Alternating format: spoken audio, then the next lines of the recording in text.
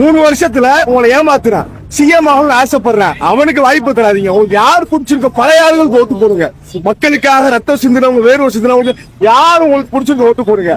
ஆனா புதுசா வந்தவனுக்கு நீங்க ஓட்டு போடாதீங்க. ஏன்னா எல்கேஜி நேத்து வருவான், இன்னைக்கு கட்சி ஆரம்பா, நாளைக்கு சிஎம்மா இப்படின்ற கேள்வி ஒட்டுமொத்த முதல்ல மண்டை மேல கொண்டே போறீங்க.